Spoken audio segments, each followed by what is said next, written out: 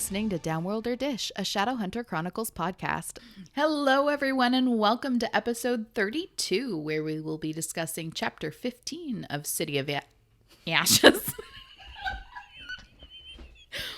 Where we will be discussing chapter 15 of City of Ashes, The Serpent's Tooth.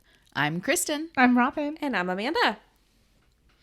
Woohoo! It's me. I feel like I say my name differently than I do in real life, by the way. Amanda. I don't actually say it that way. Trying to get every syllable. Syllable. Put the wrong emphasis on the wrong syllable. Oh my gosh. How was your guys' weekend? Great. So it was Andy's birthday. And we knew, we did the family stuff, whatever. And then his friends took him golfing. There were like 5 of them that went. And he left at 7-something in the morning, 7:15. Did not get home. Remember how I was like, hey, no way, he's still going to be golfing at 8 o'clock. Like, I'm not going to get any time for myself, whatever, blah, blah, blah. I was just joking about it. Uh-huh. He didn't get home till almost 10 Wow. p.m. They literally golfed crazy. until they could not see anymore. I'm like, how are you not? Like, he had to take Advil in the morning because he's just tired, you Yeah. know? Anyway, he got a hole-in-one. And freaking awesome. Yeah, he was very excited. And like, I was like, and you have witnesses, because there were so many of them.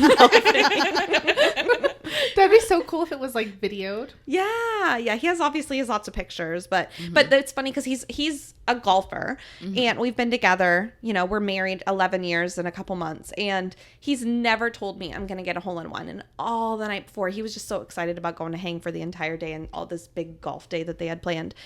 All night the night before, he's telling the baby and I'm going to get a hole-in-one tomorrow, and I'm going to come home tomorrow and tell you guys about my hole-in-one. And I'm just like, yeah, whatever. And then he did, and it was just the coolest. So anyway. That's awesome. I have to add that in there. That's all. Happy birthday, Andy. Happy birthday, Andrew. He's celebrating, as he kept saying, his 11th anniversary of turning 33 or some shit. That's what he was saying. Or 31 or something. I don't know what it is. 30. Anyway. Woo, my bad. I'll stop. Oh my gosh. He can do math. I did nothing. What about you? We went on a road trip to look at a car that we yeah. didn't buy. It's crazy. A long-ass road trip, It dude. was all day. It was like 4 hours there, and then I think it took like 3 hours back because we had to stop and do all kinds of stuff on the way there. So, but yeah, we listened to the last book in the Infernal Devices because my husband I forced him to listen to the first book, and then he's the kind of person like he can't start and then like not know how it ends. Me too. And so then when he finished the first 3, when he finished City of Glass, I made him start on the Infernal Devices. So he's reading in the same order that we will be reading. Okay. And so we got to listen to it. And I hadn't read the Infernal Devices since the first time I read it. Because like I didn't like it that much when I first read it. But I love it so much more now. I think I needed to be a little bit more mature to appreciate it. Okay. But, and I think it helps that I've read the other ones and I kind of. You're connecting? Yeah. Well, and I just read The Last Hours. So. Is Jason liking it? Yeah, he liked the Infernal Devices better. Of course. But yeah, he liked the main characters in the Infernal Devices better than he likes Jason, Clary, and crew. Okay. But. I don't know. Obviously there's characters that are in all of them. Mm-hmm. Okay. I won't say all of them because I haven't read all of them. Right. There are characters in Throughout. the Mortal Instruments and the Infernal Devices that are the same. Anyway, but I almost think of them as separate entities because I can't pick which one I like the best. Yeah. But I do really, it's one of my favorite books, obviously. Yeah. I think while like this, rereading it now because I think so much deeper about it because of the podcast, I think I really like Infernal Devices better because as I was reading it, I was thinking of things that I would say on the podcast about it. Awesome. Like as we went through, and I was like, oh, and I love the way, because my husband's brain, like he wants to talk about the book, right? So when we're done with a chapter, or if like we stop listening or whatever, we get home and then I'm like, okay, so what did you think about this? And then, or because he listens on his lunch break. And so when he gets home, he'll be like, okay, so this is what happened. And then he like has theories, and they're most of the time right, but sometimes wrong. And then I let him think that the wrong thing is going to happen.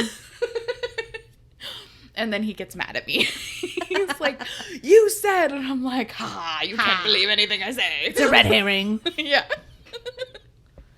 I don't know. To me, obviously, we're only into the middle of City of Ashes, right? Yeah, we just started part 3 of City of Ashes last week. Okay. So I think there's 4 parts. Yeah, about the middle. Yeah. But to me, obviously there's lots of world building that has to go into City of Bones and stuff. Mm-hmm. And there's action and stuff that's happening, and we're moving towards a purpose. Mm-hmm. But to me, the Infernal Devices is more like a mystery. I don't know. It does. It feels more... You're right. It does. It feels more like a mystery. It feels more like a sleuth. Mm-hmm. Like, kind of like there's little hints, and then you've got to try and figure out the bigger mystery. Whereas this book is definitely like, there's a baddie, and now we got to figure out how to defeat him, and that's the purpose, not who's the baddie. I think I would like the other one. That sounds fun. It's very much like, it's like, ooh, Mr. Holmes, Watson. I don't know, especially the time frame it's set in and stuff. Yeah. I like figuring out. Obviously, it's good to have a villain. We have 2 in this book. We have Imogen and V-Tang. Right. And that is one way to do it. But I like being able to guess and build the story and find the characters and stuff. It's amazing to me that she is able to map this out. Dude. I can't wait to... Is that the next one I'm going to read after Glass then? Yes. Like you guys are. Okay. Yes. And I don't know. I as I was reading it, I was like, why didn't I like this? And I think I didn't like it as much because there wasn't as much like flirty, sexy time. Because it's Victorian era, Victorian London. So it's a little more like, they're a little more buttoned up or whatever. But I don't know. It makes it more exciting. Okay. I love it. I love it so much. 10 out of 10 would recommend. Yes. Which is why I'm so excited for the show. Now that I've reread it, I'm like, oh, this is going to be an awesome show. Okay, I know I've asked 1,000 times, and it's because I haven't read them yet. But that's what it's based off of, is that? Mm-hmm. Okay. Yeah. The BBC one that we had talked about a few months ago. That makes sense. Okay. Mm-hmm. Okay. Hopefully it goes through. Yeah. With Fingers COVID, crossed. Who knows? Mm-hmm. Okay. What do you say we cut the chit chat and kick things off with Robin's recap? Previously on Downworlder Dish. Everyone is starting to rumble awake at the world's most epic slumber party. At least it would be if the circumstances were different.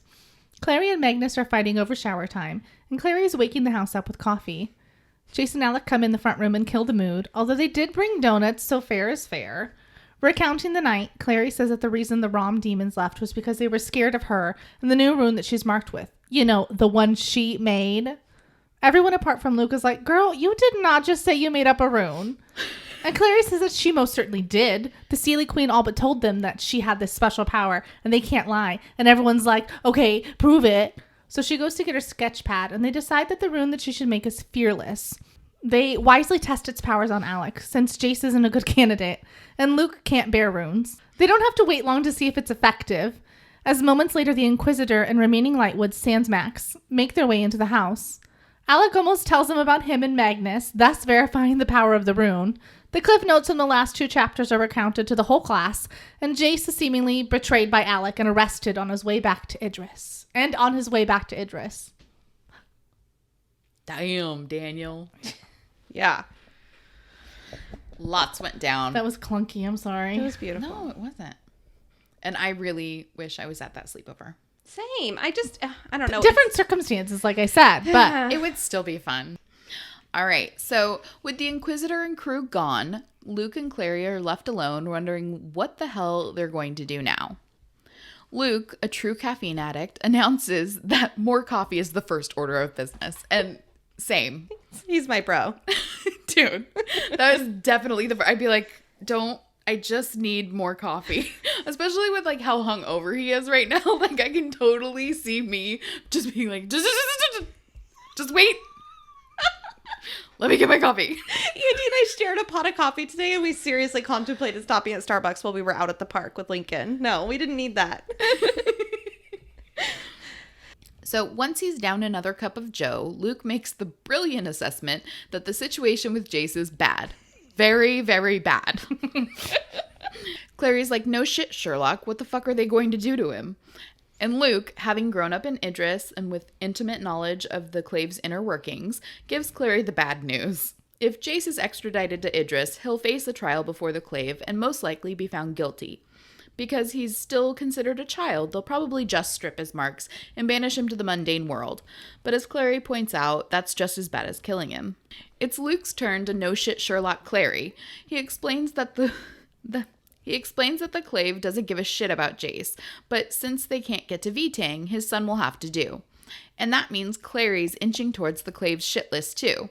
So you better lay low. Yeah, right. That's her expertise. Luke, a real-life adult and seemingly the only one who thinks beyond the immediate task at hand, wonders what Imogen plans to do with the new information of Valentine's whereabouts, and explains that they very likely could find themselves in the middle of a war. Fun times. Clary's like, the bitch can have V-Tang. I just want Jace. We know. And Luke's all, it ain't that simple seeing as Jace actually totally 100% committed the crime he's accused of committing. Anyway, you slice it, he's in deep shit big time. Big time. Big Slap time. at the base. Clary is dense and is... What? She's dense as shit. How dense is shit? Depends on what you've eaten. Okay. Clary is dense like a constipated shit. And is all, he didn't kill the Silent Brothers. The Shadow Brothers. The Shadow Brothers, yes. Luke, I imagine he's banging his head repeatedly on the kitchen table at this point. Seriously. Is like, duh. I know he didn't kill Bro Jay and his bro friends, but he definitely went to see Demon Dictator Daddy. It's beautiful. Clary's like, right. Subject change. And their conversation is as follows. What did you mean when you said we'd failed him, not the other way around? You mean you don't blame him? I do and I don't. Luke looked weary. It was a stupid thing to do. Valentine isn't to be trusted. But when the Lightwoods turned their backs on him, what did they expect him to do? He's still just a child. He still needs parents. If they won't have him, he'll go looking for someone who will. I thought maybe, said Clary, maybe he was looking to you for that. Luke looked unutterably sad. I've never seen that word before. I thought so too, Clary. I thought so too. And okay, so Luke is like... Amanda has real tears here, guys. No. Luke is like Lucian 2 times. Seriously. He has to say everything twice to make it count. My dad had a friend that his name was Bob, and we called him Bobby 2 times because everything he said, he repeated. That's great. He's like, right, yeah. We're gonna go up here. Yeah, just up here, up here. Like literally everything he said. What a cool nickname. That guy's so lucky. My mom told every story so many freaking times I was going to get her a notebook so she could check off people's names when she told the story because I was done. That's what that reminds me of. Yeah. Bobby 2 times. My sister-in-law's so sweet. She just goes, yeah, you were saying that. Okay, I told you this. Got it. Sorry. I've told Jason like all of my stories. Yeah. So every once in a while I'll tell him a new story and he'll be like, but most of the time he's just like, yeah, I know. Yeah, that's how Robin and I'm like, I start telling her something. She's like, yeah, you told me that once. I'm like, okay, sorry. It's fine. Yeah. You know legit everything about me. Okay. While Alec was professing his love, Magnus was covering, Jace was getting arrested, Isabel was storming off, Alec was betraying his parabatai, Luke was mainlining coffee and Clary was freaking the fuck out, Maia, forgotten in the bedroom, was trying to make a break for it. I can't blame Maia for wanting to escape without any more awkward Shadowhunter interactions. And they obviously forgot about her, so, like, whatever. Yeah. She leaves a Dear John letter on the bed. And using her person/wolf skills, with a Z, jumps out the window, fleeing the sight of her embarrassment, as I'm sure we've all wanted to do at some point in our lives. Yes. Maia does the quintessential movie over-the-shoulder glance back towards the house, but no one is rushing out to stop her, and it's honestly soup sad. Yeah, for sure. Like, I read that, I was just like, oh. I honestly thought when we finished chapter 14 that I had missed her leaving. Because it's talked about just leaving, like, Luke and Claire there. I'm like, dude, what about Maia? Did she leave? Yeah. Right? Everyone forgot about her, even The author. Oh, yeah, she's still there. Gotta write this into the next chapter. I'm kidding. Okay, so Maia's weaving through the streets, making sure to avoid walking right past Luke's front door on her way to the subway, which I thought was a fun little piece because, like, if it was Clary, she would just walk right by the front of the house. Yeah. Maia hadn't been honest with the group. Her hangover wasn't that bad, and she definitely remembered what happened with Simon the night before. Playing the scene over in her head, Maia's feeling especially shitty since she actually liked Simon, and now that he's a vamp, it kind of puts a damper on their budding friendship. There was a hollow place in the pit of her stomach that ached when she thought of him.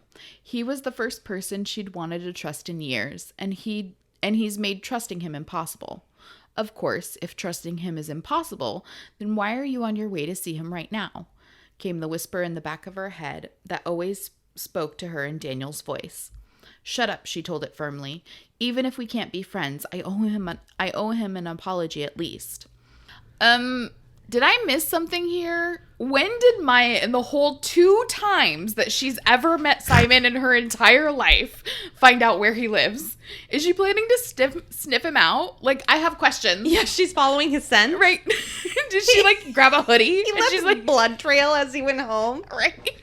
I just don't like, how does, like, she's making me believe in love again. But it's like, you talk to him for a second outside right. An office door, and then...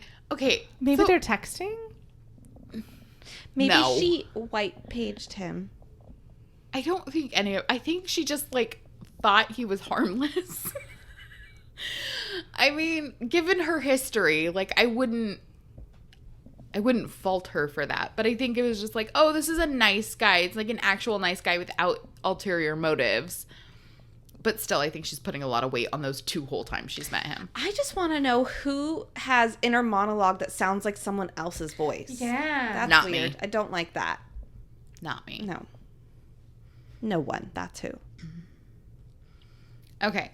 So all this darting around empty streets business is sketching Maia out in a big way. And even though she's a Banff person wolf and could totally take any mundane that tried to come at her, her gut is telling her she needs to get off the street.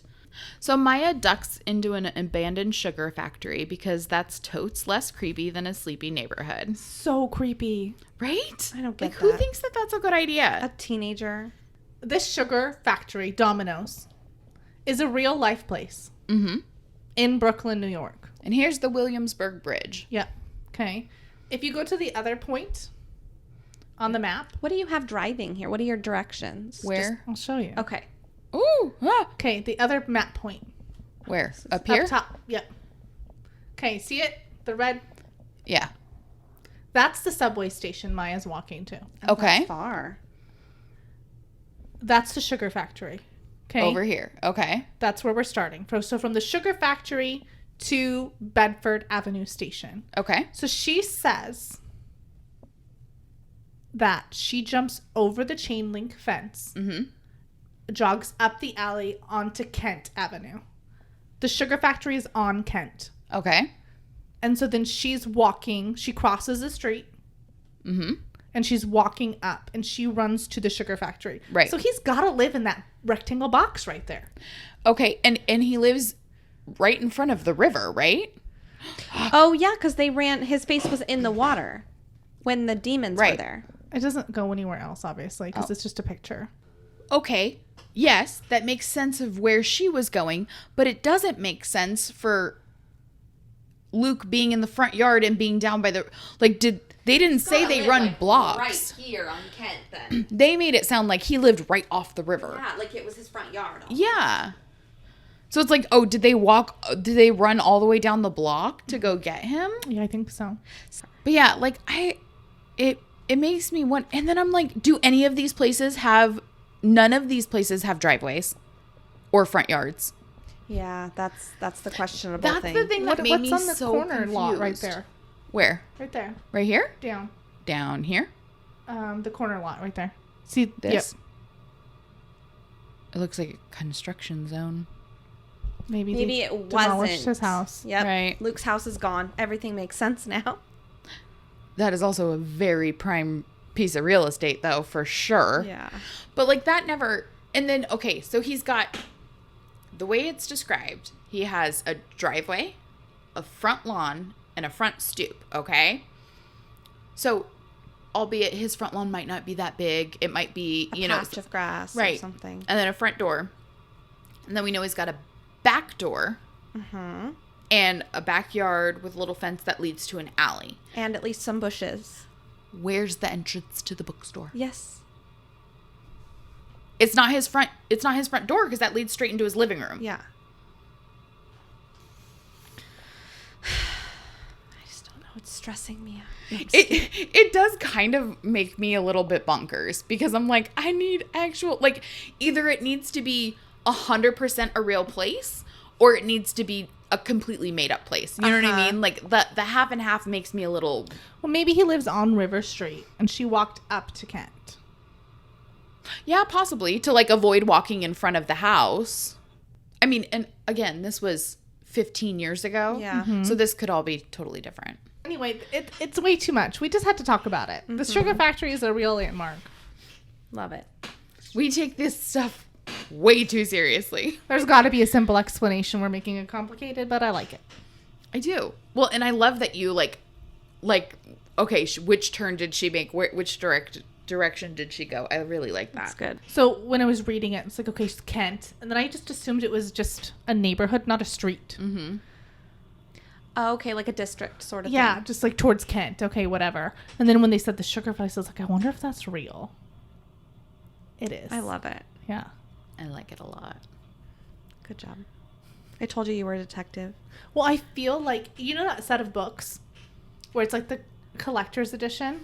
Mm-hmm. And the spine of them makes a scene where it's Yeah. all of them standing. I feel like, to me, the view from that is Luke's. Yes, it's like his front yard looking up at the bridge. Yeah, that's, to me, what I feel like. Yeah, But I don't know. samesies. I also want to know like how he could afford a place like that because you know that's got to be like just ridiculously expensive. It was inherited. EFU. From who? I don't know. Oh, It's also not exclusive farm use. Maybe Magnus gave it to him. right. All right, so Maia is in this super creepy sugar factory. And a voice from her past calls out from the shadows. She turns around and it's Daniel, her very dead, psychotic brother. And he's out for blood. Maia's like, you're definitely supposed to be dead. And Daniel's all, you didn't cry at my funeral. And remember when I told you I was going to cut out your tongue? And I'm over here like, whoa, that escalated quickly. Yeah. I was like, okay, you totally have a right to be totally freaked out about him. So I just said totally 14 times. I'm going to say it again. I said like a bunch in mine. Well, earlier I said shit every sentence. And when I do like, I'm like, you know what? I'm not saying like. They're all similes, okay? This is proper grammar. I am refined.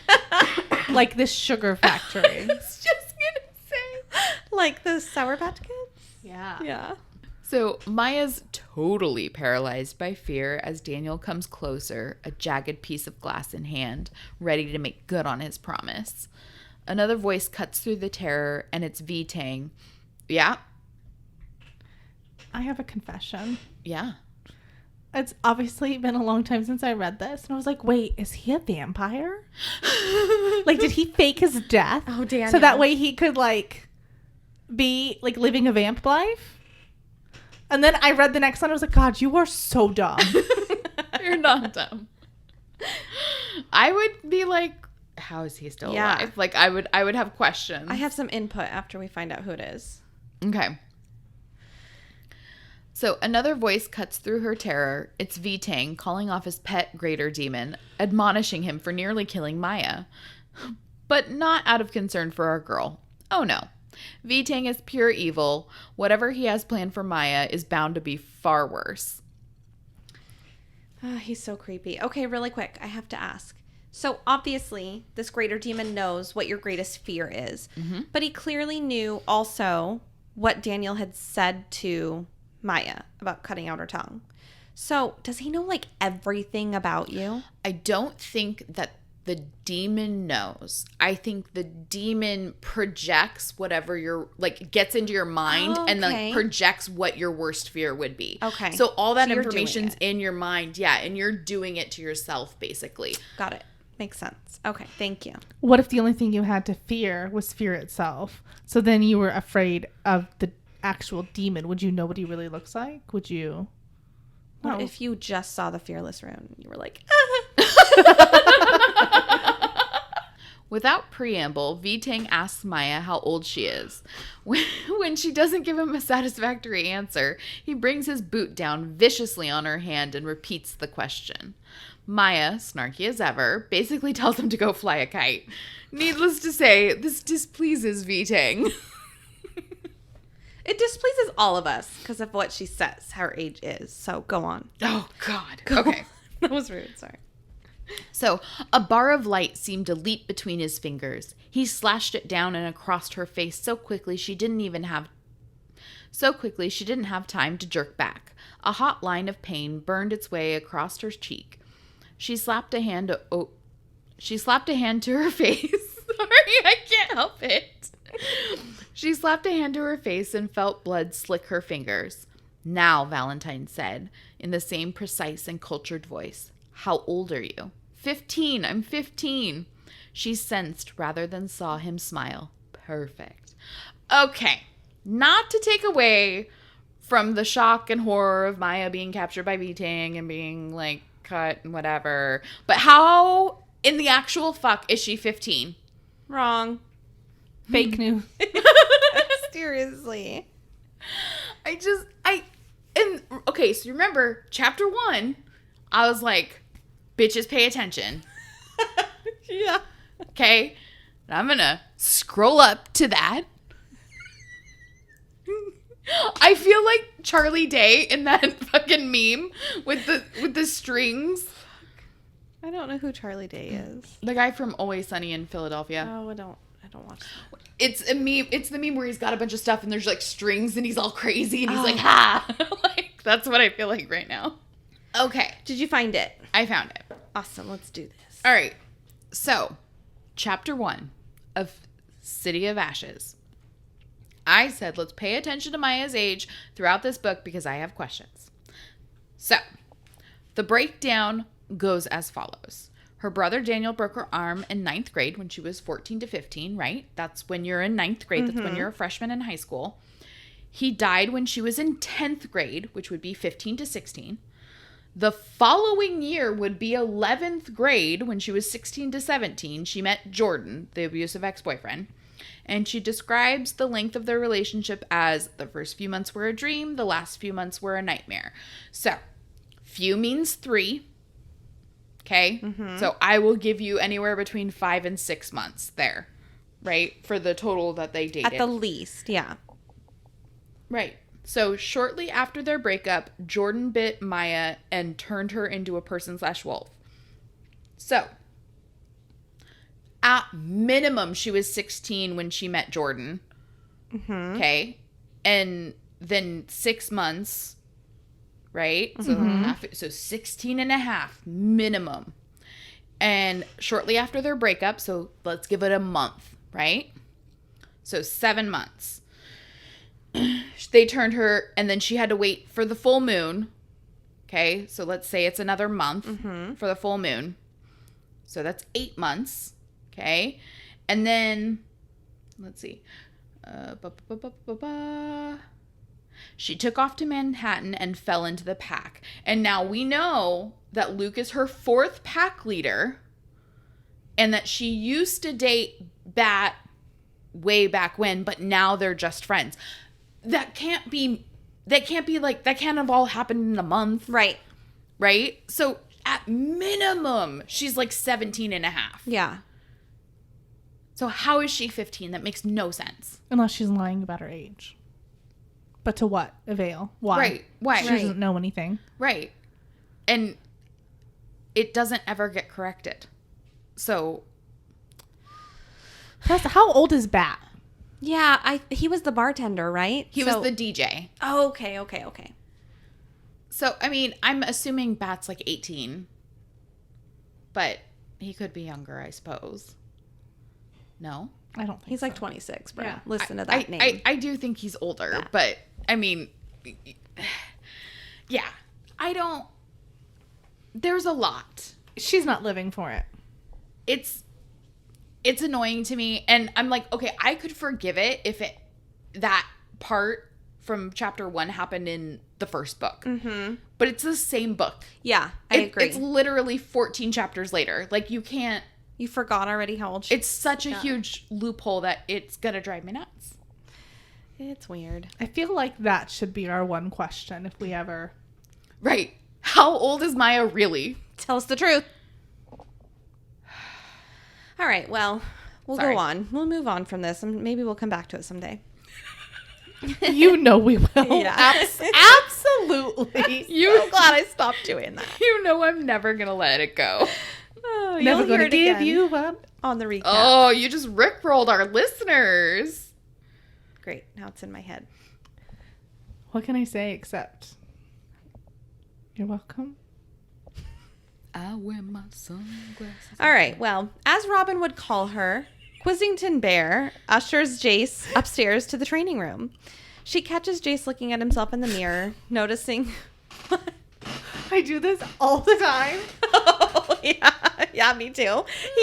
She catches him looking in the mirror at himself, noticing how beat to shit he looks. And she's like, dude, you're so vain. I bet you think this meeting's about you. Don't you? Don't you? And he's like, dude, you're into it. And she's all, ew, gross. Ew. You could totally be my son. Jace gets kind of serious. And he's like, his name was Steven, right? And her motherly rage comes out, and she's like, don't you ever say his name again. And death we're all. Seriously. I really. What? Robert Paulson. Yeah. Robert Paulson. I was trying to think of the other one And that death I just we said. have a name. We're all Robert Paulson. Okay, 2 things. Number 1, somebody actually, it was my brother, because he's a butthole, was like, why are you looking at yourself every time you walk by a window? And I'm like, everybody does that. Don't say it out loud. Literally nobody likes you. Especially not your mom. It's true, though. It's true. You have to see how terrible you look. It's not because you want to see how good you look. Exactly. Except Oh. for my daughter. When she was 6, I got her a new jacket for like a dressy jacket. And I caught her looking in the mirror and I'm like, what are you looking at, sweetie? She grabs her collar real quick. She's like, I just really like the way I look. Yeah. She just Okay. liked the jacket, but Okay, to be fair. Like, you just said that you only look to see how bad you... I always look because I'm like, damn. good for you. That's great. I wish I felt that way. When I stand in front of the mirror in the bathroom, that's when I'm like, But when I walk by, I'm like, ooh, my butt looks good. Mine's usually opposite. Yeah.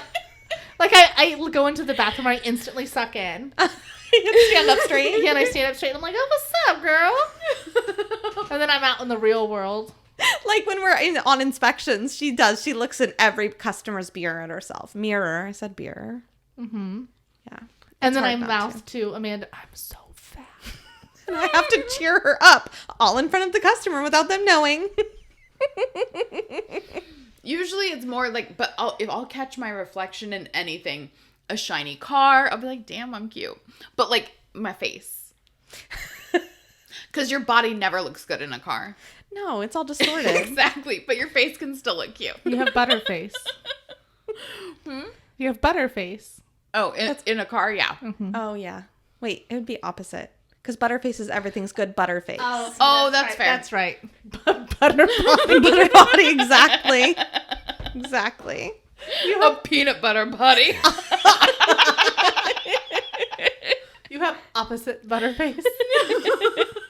I could totally imagine someone who's like socially awkward saying that to someone. You have opposite butterface. Alec, you mean? Yeah. As if it should be a compliment. Like it's just a joke. That's like saying you're pretty for a fat girl. Oh my god. Seriously. Drives me bonkers. Sorry, I keep stepping on you. I Or don't like you're pretty fly for a white guy. Yeah. Give it to me, baby. Oh. Sorry. Back to 1999. Actually, I think that was more like 98. Anyway. So the Inquisitor tells Jace to go to the corner. Nose to the corner, like, time out. She throws 4 seraph blades around him like a compass, and then she draws a rune on the floor. And Jace didn't recognize it, but he knew it was some sort of a clave ritual. It was something that was above his pay grade to know its power, so he didn't know what it did. So these blades of light, as soon as she draws the rune, shoot up and create like a box, like a waterfall. And Jace tried to touch it, which, why? Like, Like, obviously. Come on, bro. Danger, Will Robinson, danger. yeah. And he got an electric shock through his entire body, and it like kicked him to the floor. And the Inquisitor just laughed at him and explained that the clave calls it the Malachi confirmation. Oh, we got a Malachi confirmation here. The children of the corn have arrived. So she tells him that as long as the seraph blades remain in place, it cannot be broken. What? I don't think you actually said Malachi configuration. Did I not correct myself? Oh, conformation. I could be wrong. So she explains that the clave call it the Malachi configuration, and as long as the seraph blades remain in place, it cannot be broken. And she adds that if he touches a blade, he will die. And his hand started to bleed, so he asks about the cuffs. Since he's in a freaking electric box, why does he need cuffs? And she's like, yeah, you should have thought about that before you saw Valentine. Dude, Okay, he's legit bleeding. Have a big question. Okay. Because I couldn't remember, and I was too lazy to go back and read, and then I didn't think about doing it now. When she cuffed him, instantly I imagined his hands being behind his back. They were in front of him. I feel like they were like this. Yep. Together. He said they were, when she did it, they were crossed. Okay. Oh, okay. Because I think he offered them like this, but like when she did it, they were crossed. Like when Okay. she pulled away, Clary saw that. Yeah. Gotcha. Okay, I imagine his inner wrists together. Anyway, seems very painful after a while to have your arms that close together. I tried to do it just now, and it's uncomfortable for like a second. He also doesn't have breasts. That's a very good point. I was going to say large ones like mine, but that is terrible. He doesn't have breasticles. Yeah. So then, Joy... And he's way more fit than we are. It's true. He's probably stretched a couple times. In his life. Right. I have a hard time sitting crisscross applesauce. Robin pulled a muscle doing yoga last week. And I haven't even done yoga. I have nowhere to talk. So No, it's fine. I just keep calling it yogurt because I think I'm so funny. I bet Adriana thinks that's hilarious. Totes my goat. She made Stop fun of laughing. me, actually. She's like, Dude. I see someone searching on YouTube for yoga. Is that you? Like, no, brat. bitch, it's William.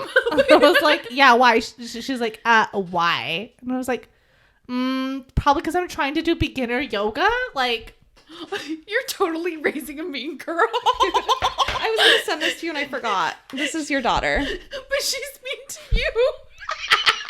Yeah. She's just mean to you. for real. I was like, I can't read it. Put your glasses on, bitch. All right. So Jace points out that the Clave can't do much worse than this, than like what the Inquisitor has done. And Quizzy tells him her plan isn't actually to take him to the Clave. She's just going to make a trade with Valentine. That bitch. Yeah, Jace for the mortal instruments. Jace tells her it's a terrible plan because Valentine would never make that trade. You have the wrong Pokemon cards. That's what he says. I think he says, you have the wrong guy. And she's like, no, I know it's you, blah, blah, blah. He's like, no, not me. My dad. He would never do that. Yeah. He says Valentine would rather watch Jace die in front of him than give up the sword or the cup. And she says, you don't understand. Children never do. The love a parent has for a child, there is nothing like it. No other love so consuming. No father, not even Valentine, would sacrifice his son for a hunk of metal, no matter how powerful. And she doesn't realize to him it's not just a hunk of metal, even though that is his son. You know, it's just... And it wouldn't even matter. Yeah. Like, can you imagine just... So, yes, we know that, yeah, you have absolutely no idea who Valentine is, Yeah. Imogen. You're completely out of your depth here. But imagine how that feels for Jace, seeing what a normal parent... And knowing in your heart and in your soul that your dad would never do that for you. That's very sad. Well, and what's even more sad is the Lightwoods probably would. Excuse me. Right. So I doubt he's really thinking of that in this moment, but Right. I'm sure he will later because he's left to his own thoughts for a little bit here. Right. So yeah, he's like, yeah, not my daddy. He would laugh at that offer. The Inquisitor's like, you're just trying to convince me to let you out and it's not working. So Jace tells her that that Valentine truly believes what he's doing is God's work and that he won't give that up for anyone. So he wouldn't give that up for anyone, not even his own son.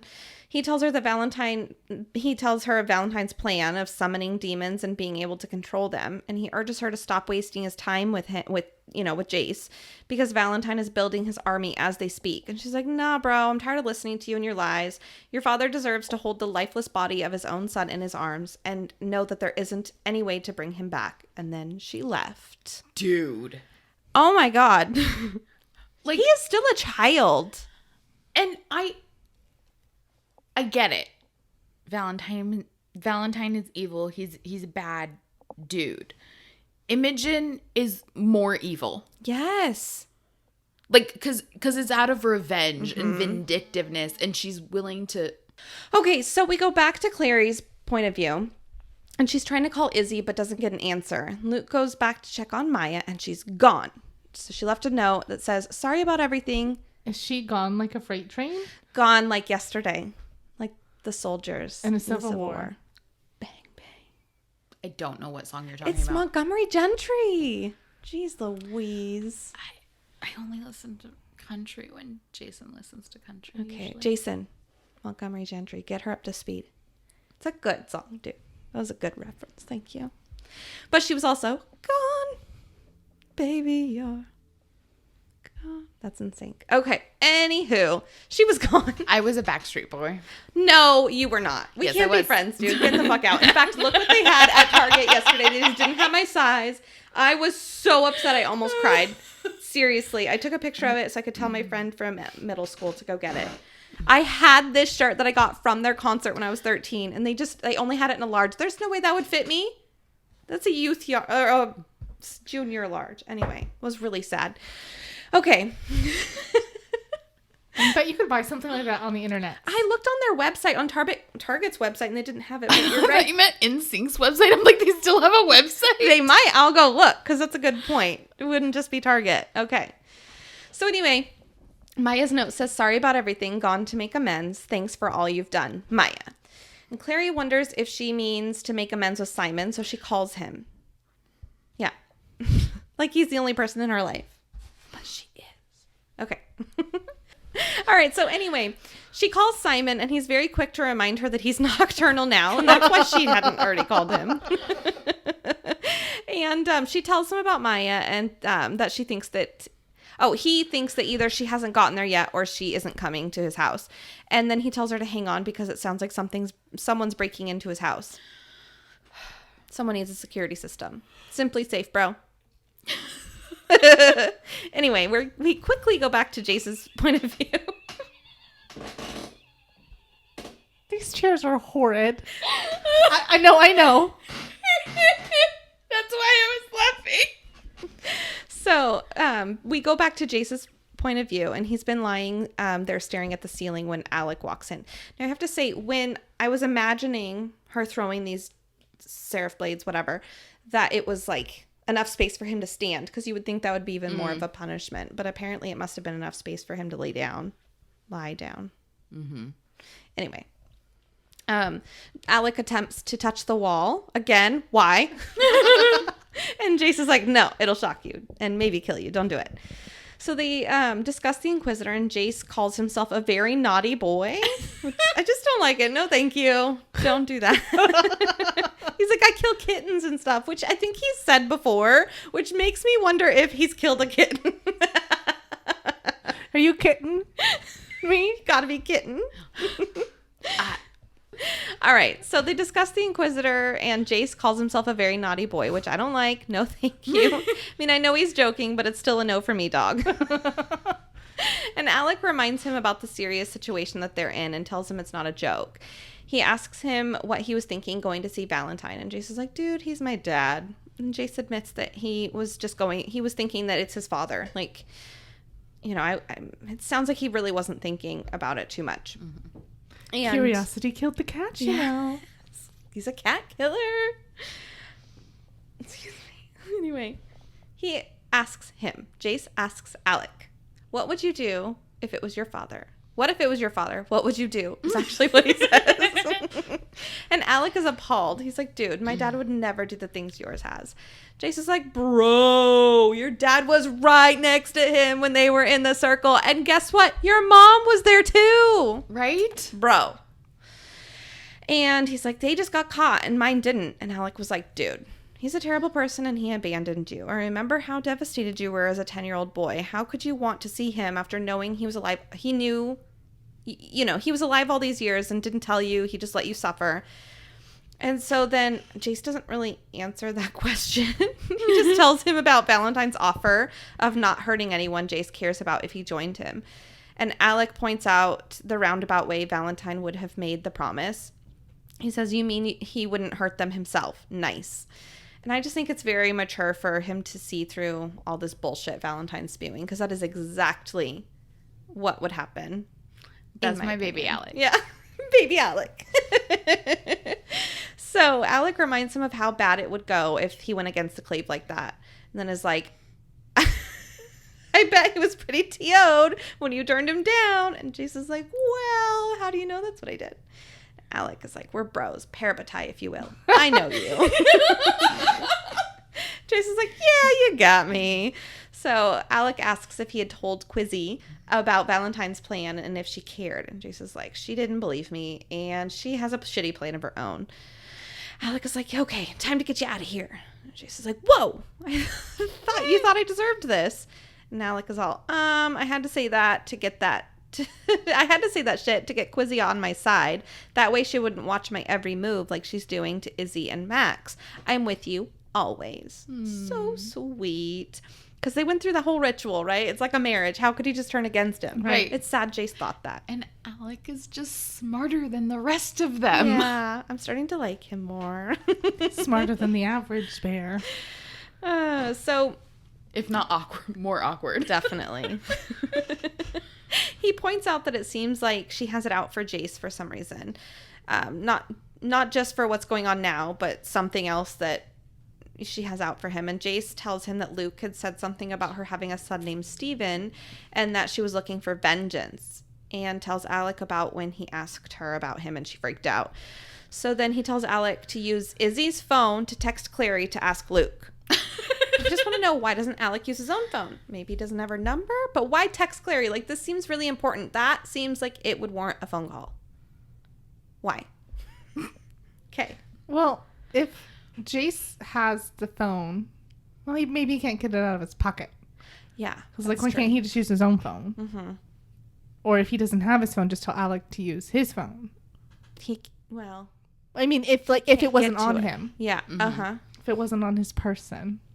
But I think it's probably because Alec probably doesn't have Clary's number because right. he's been reluctant to allow Clary into the loop. And Izzy definitely has Clary's number. Right. But it's just weird to text, I think. Mm-hmm. Yeah. Especially back in the early 2000s. People didn't text like they do now. Well, it was like 2007. So, like, I think texting was still cool. Right? Yeah. I don't know. I don't know. You had I hate talking on the phone, so. Same. Preach. I don't like texting, so. Love it. It's my jam. Text me. Don't call me. Yeah.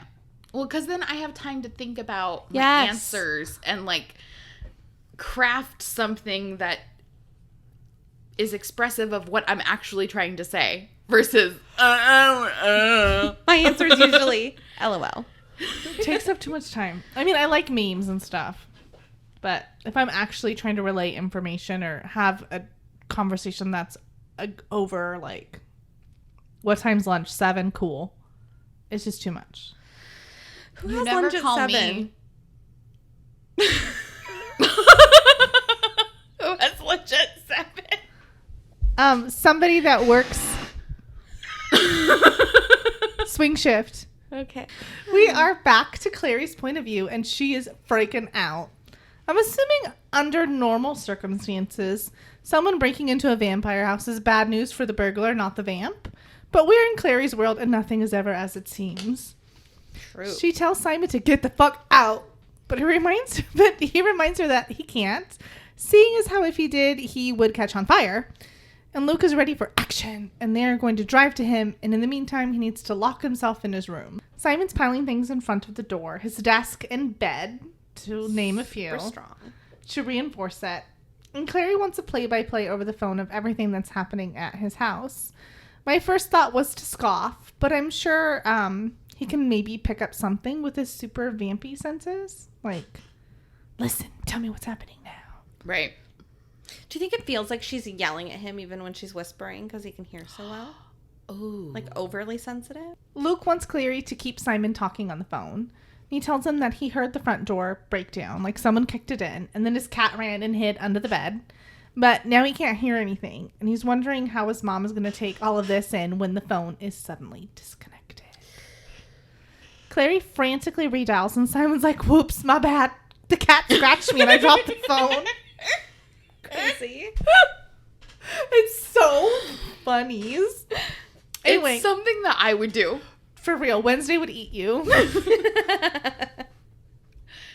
A few seconds of relief later, and she hears this noise through the other end of the phone. She checks, and it's still connected to the call, but Simon isn't answering, and there is some shady shit going down for show. She hears a click and then a familiar douchey voice. Clarissa, how did I know you would be on the other end of this call? She's like, ah, crap, it's Vitae. Fuck, it's my dad. Oh. Dad, what are you doing there? You're the worst prankster ever. Okay. What are you doing? He goes, hey there, kiddo. Hey there. Hello there. Hello there. I like it better when you say it. It's my favorite. Okay, so we get the scene. Okay, I don't know how to take this. Because when I read it the first time, I was like, no. And then I read it again, and I'm like, So, this is what I'm saying. Okay.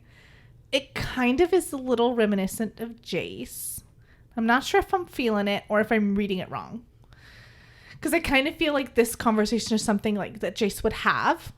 But Jace would be sarcastic, and I'm pretty sure that Valentine is serious. Okay.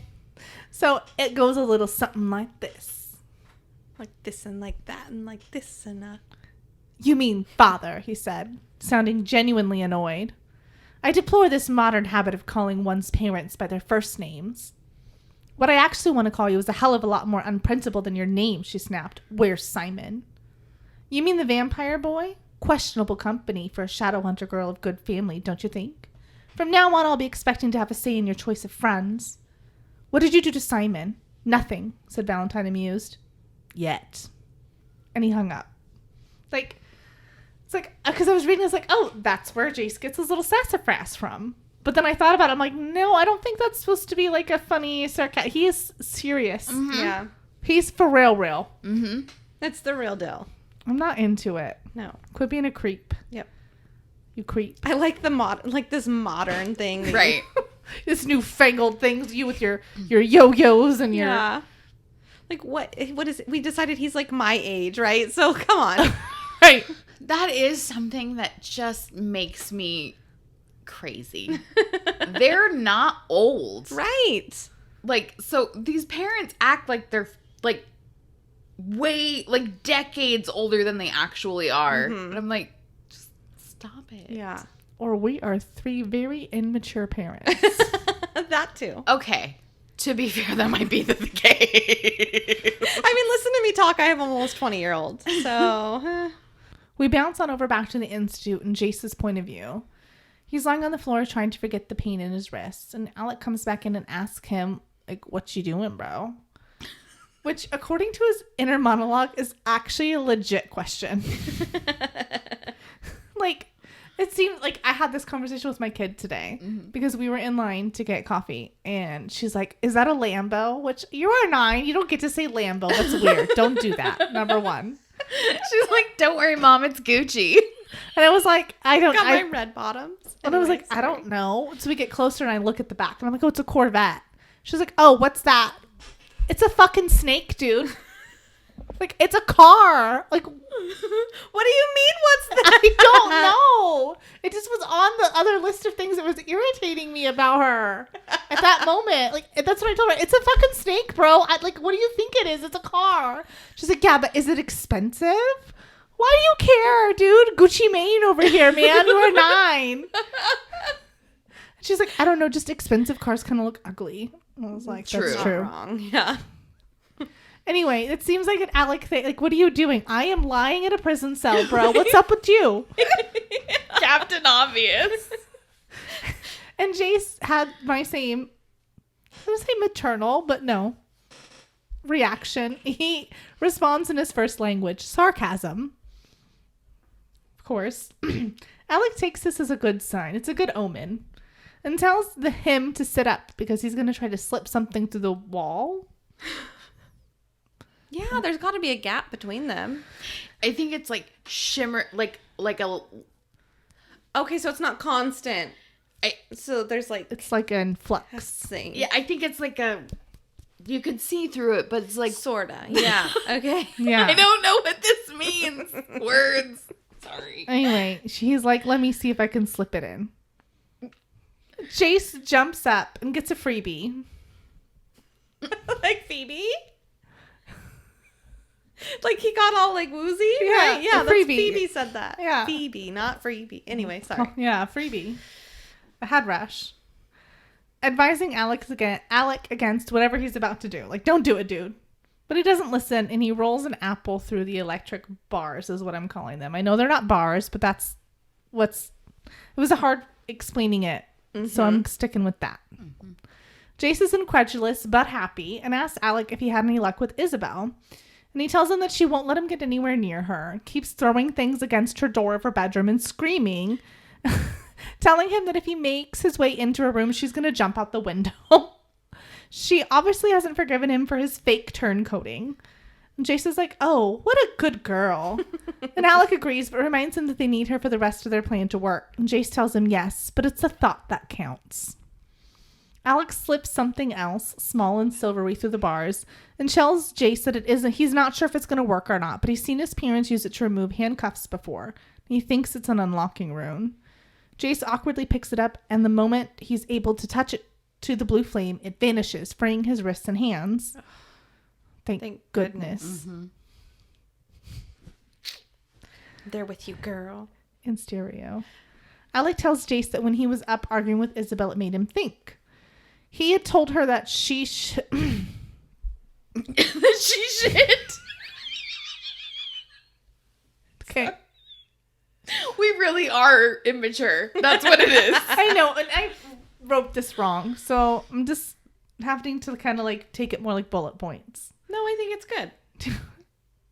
She should actually jump out the window. He told her that she should actually jump out the window is what I wrote. No. Oh. He tells her, like, you probably shouldn't actually jump out the window because if you do, you will probably die. Oh, my bad. Yeah. And it made him wonder if the same statement would be true in Jace's case, as he's seen him jump 3 stories and land like a cat. It's what about cats with this book? What is it with these crazy kittens? Jace says... Hey, all you cool cats and kittens. Oh, shit. Yeah, thank you. Jace says that hearing my achievements recited is certainly gratifying, but I'm not sure what your point is, Alec. And Alec is like, my point, dear Parabatai, is that there are 4 walls to your prison, not 5. And Jace, who can't stop the sarcasm train to actually use his critical thinking skills, is like, I suppose Hodge was right to teach us geometry. If only she'd used 2 walls instead of 4. Alka's like, bro, knock the sass off. What I'm trying to say is there's no top to the cage. There's nothing between you and the ceiling. Jace is like, whoa there, kiddo. Those rafters are pretty high up. You're crazy.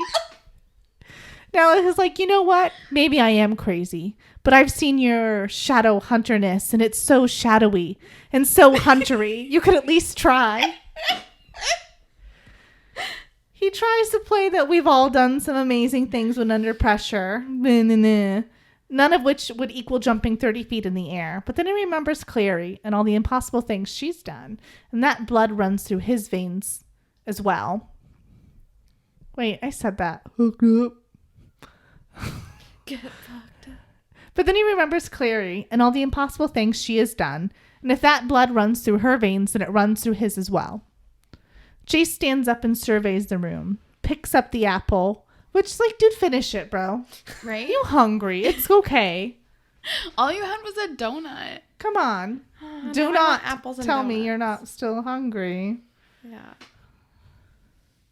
He's a growing boy. He needs his calories. Mm-hmm. So he picks up the apple and throws it with all his force into the cell's wall, and it bursts into molten blue flame. And he's like, oh, damn. She wasn't kidding. Duh. What about the Inquisitor's Seriously. persona makes you think that she's not completely 100% fully Committed. Arnak? Yeah, exactly.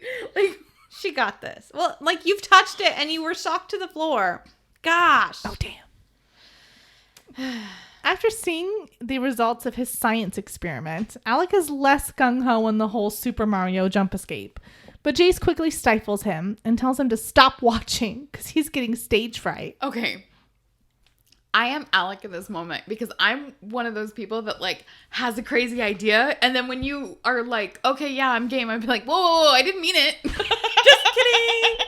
Okay, so really quickly, when I was picturing this, I was imagining, like, the Hunchback of Notre Dame shit. Like, there's rafters that are visible and everything. So do the walls, is the idea is that they stop at the ceiling? So that's why he has to jump 30 feet. It's not like they're just 6 feet. He could, like, jump over them. Right. It doesn't say how tall they are. I don't think they go all the way to the ceiling. Okay. But, like, he can't get he can't arc, right? Oh, so duh. he has to Okay. jump up to grab them to then move away from and drop down. But it's like a gym, the training room, Yeah. with the open rafters. So it's so he high. should just parkour that shit and, like, jump off the wall. Anyway. But he can't touch the Oh, walls. that's right. There's 4. I was thinking he was in the corner. Anyway. Silly. Nobody puts baby in a corner.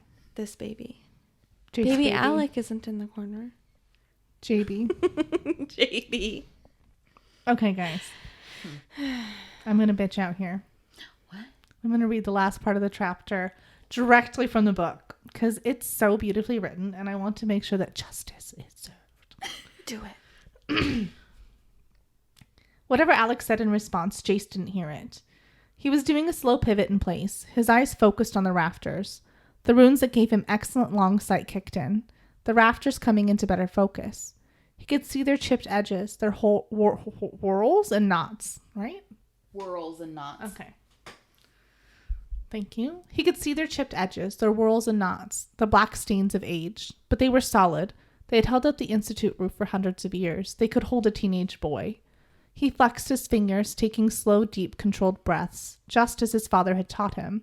In his mind's eye, he saw himself leaping, soaring, catching hold of a raft with ease and swinging himself up onto it. He was light, he told himself, light as an arrow, winging its way easily through the air, swift and unstoppable. It would be easy, he told himself, easy. I am Valentine's arrow, Jace whispered, whether he knows it or not. And he jumped. Oh, I was like, what am I? You didn't write it down. I don't know what I'm supposed to I say. don't like that Valentine's arrow thing. It's a no from me, dog. Once again, no. Anyway, and then Cassandra Clare's a bitch, so that's how it ends. Scoff. That's how we end every episode. It's like another fucking cliffhanger. Find out what happens next time on Downworlder Dish. Just kidding. But seriously. Do it. Do it. So, yeah, that was a crazy episode. That was a crazy chapter. Yeah, There's for a lot sure. that happened. I want to write fanfic where I torture and murder Imogen. That would be popular. I was going to say you should make Valentine and Imogen date, but that, I don't know, that was Maybe stupid, Amanda. maybe I can just like pull a saw and stick them in a room together and make them torture each other. Okay, that got dark. Yeah, me too. I did it. It was me. Shit. Make sure that you've read chapter 16, A Stone of the Heart, for next week's episode. For behind the scenes content and the latest updates, check us out on Instagram at Downworlder Dish Podcast. We'll see you next time. Bye.